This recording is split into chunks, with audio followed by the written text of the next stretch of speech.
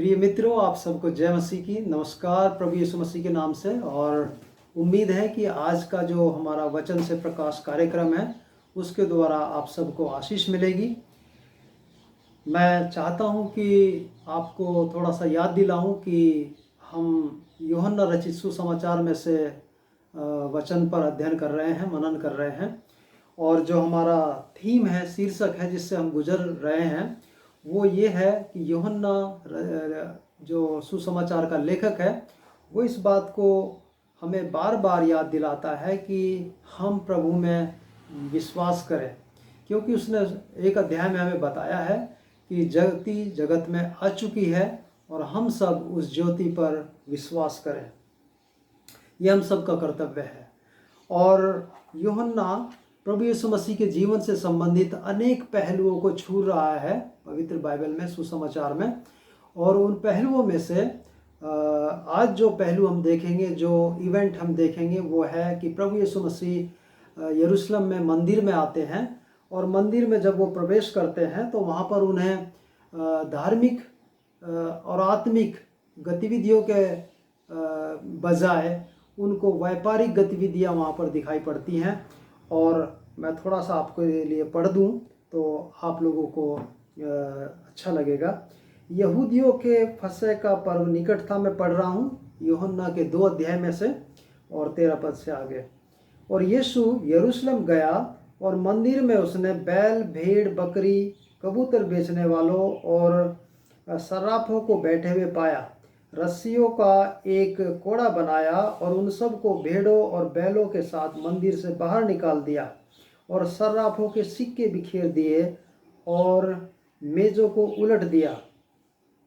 और कबूतर बेचने वालों से कहा, इन्हें यहाँ से ले जाओ, मेरे पिता के घर को व्यापार का घर मत बनाओ। तो प्रभु यीशु मसीह अपने पिता के घर के बारे में कंसर्न थे।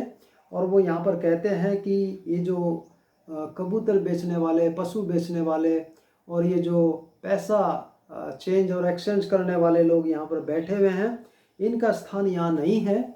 ये यहाँ पर आ सकते हैं, लेकिन परमेश्वर पिता की आराधना के लिए इनको यहाँ पर आना चाहिए। लेकिन वो वहाँ पर मंदिर के भीतर या उसके कक्ष में रह करके धार्मिक गतिविधि करने के बजाय व्यापारिक गतिविधियों पर अधिक ध्यान दे रहे थे और उन्हीं में संलिप्त थे। तो प्रभु यीशु मसीह अपने पिता के घर के संबंध में कहते हैं और वो उन लोगों को बाहर निकाल देते हैं जो बिजनेस करने वाले हैं वहाँ पर, क्योंकि वो कहते हैं कि तेरे घर की धूल मुझे खा जाएगी। ये वचन एक पुराने भजन संहिता में लिखा हुआ है, पुराने नियम में लिखा हुआ है। और यहूदियों ने यीशु को उत्तर दिया कि तू जो ये बातें कहता है, हमें कौन सा चिन्ह दिखाता है।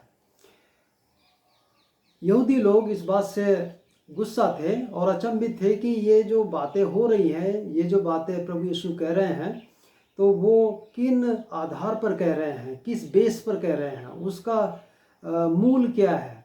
तो इसलिए वो ये चाहते थे कि वो प्रभु यीशु मसीह से जो धार्मिक गतिविधियां हैं उनमें उसका बेस जाने। यीशु ने उत्तर देते हुए उनसे कहा, इस मंदिर को ढा दो और मैं इसे 3 दिन में फिर खड़ा कर दूंगा।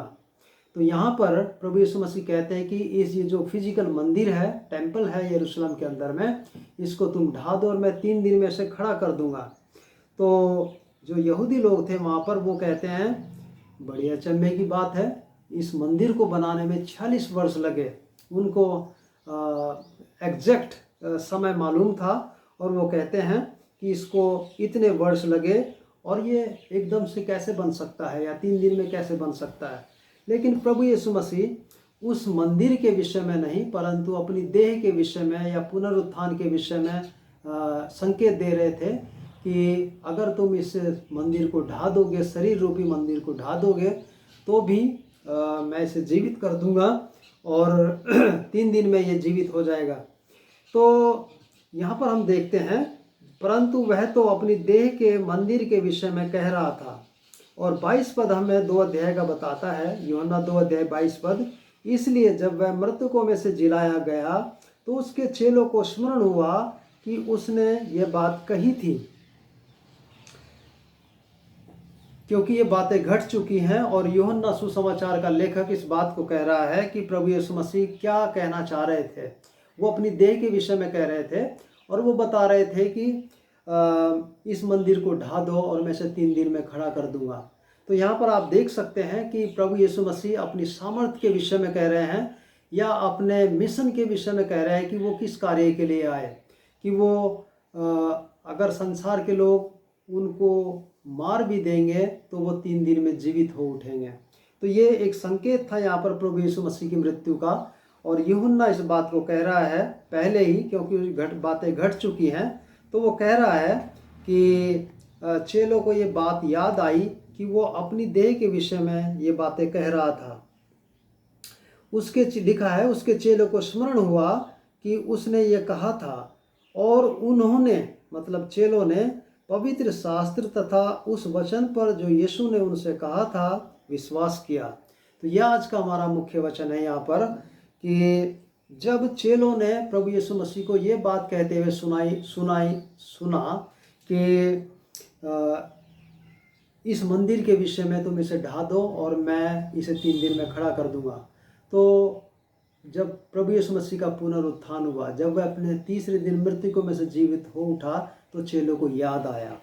तो इस समय में यूहन्ना बता रहा है कि जैसे ही चेलों को ये बात याद आई कि यीशु मसीह ने ये बात कही थी उसकी मृत्यु के पश्चात में, तो उन्होंने पवित्र शास्त्र पर विश्वास किया, अर्थात पवित्र बाइबल के वचनों पर विश्वास किया। और बाइबल हमें ये भी बताती है यूहन्ना के माध्यम से कि यीशु ने जो वचन उनसे कहे थे उस पर उन्होंने विश्वास किया।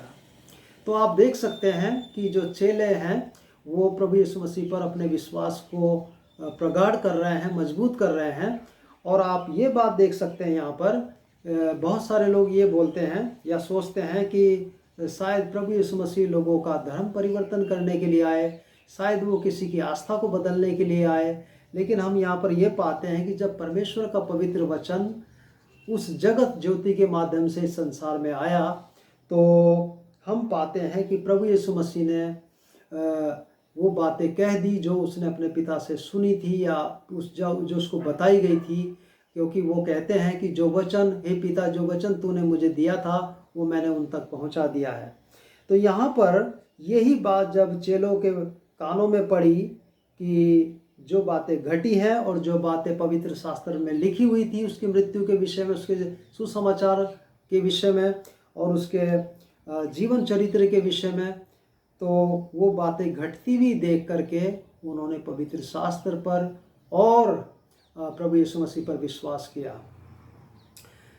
तो आज का जो वचन है हमें इस बात को सिखाता है कि हम भी प्रभु यीशु मसीह की बातों को सुन करके, पवित्र शास्त्र की बातों को सुन करके, पढ़ करके, और जब हम देखते हैं कि ये बातें घट रही हैं, पवित्र शास्त्र की बातें सच्ची हो रही हैं, तो हम भी अपनी आस्था को मजबूत करें, हम भी परमेश्वर के वचनों पर विश्वास करें, हम भी प्रभु यीशु मसीह के कही हुई बातों पर विश्वास करें, हम भी उस पर अपनी आस्था लाएं।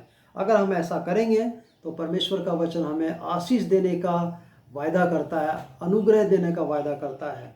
और परमेश्वर का वचन हमें यूहन्ना के माध्यम से एक बार फिर से याद दिला रहा है कि यूहन्ना चाहता था और यूहन्ना बपतिस्मा देने वाला भी चाहता था कि लोग जगत ज्योति पर विश्वास करें।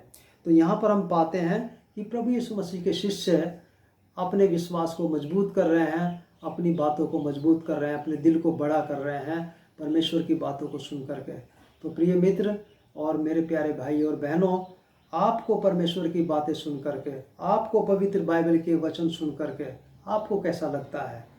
आपको भी मैं चाहूँगा कि आप भी उन चेलों के जैसे अपने विश्वास को बढ़ाएं, अपने ज्ञान को बढ़ाएं और प्रभु पर और अधिक गहरी आस्था जताएं। परमेश्वर आप सबको आज के इस वचन के द्वारा बड़ी आशीष दे। प्रभु आपको बड़ी आशीष दे। धन्यवाद। God bless you all.